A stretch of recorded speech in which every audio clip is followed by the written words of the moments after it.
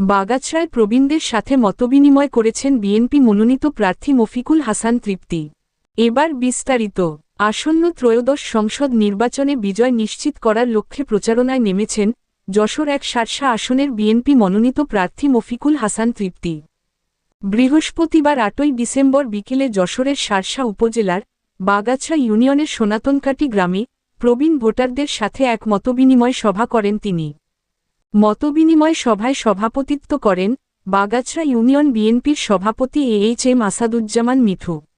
বিশেষ অতিথি হিসেবে উপস্থিত ছিলেন শার্শা উপজেলা বিএনপির যুগ্ম সাধারণ সম্পাদক তাজউদ্দিন আহমেদ। এছাড়াও উপস্থিত ছিলেন উপজেলা বিএনপি তথ্য বিষয়ক সম্পাদক আতাউর রহমান আতা, আইন বিষয়ক সম্পাদক মশিয়ার রহমান, কায়বা ইউনিয়ন বিএনপির সাধারণ সম্পাদক শহীদুল ইসলাম, বাগাছড়া ইউনিয়ন বিএনপির সহসভাপতি মোনায়েম হোসেন, উপজেলা স্বেচ্ছাসেবক দলের আহ্বায়ক রাকিবুল হাসান রিপন, যুবদলের যুগ্ম আহ্বায়ক মেহেদী হাসান, জেলা ছাত্রদলের সহসভাপতি শাহানুর রহমান শাওন সহ স্থানীয় গণ্যমান্য ব্যক্তিবর্গ এবং প্রবীণ ভোটাররা। খবর এনিউজ বাংলা। নির্বাচনের খবর সহ সব ধরনের খবর জানতে আমাদের এনিউজ বাংলার ফেসবুক পেজ ও ইউটিউব চ্যানেলের সাথেই থাকুন। ধন্যবাদ।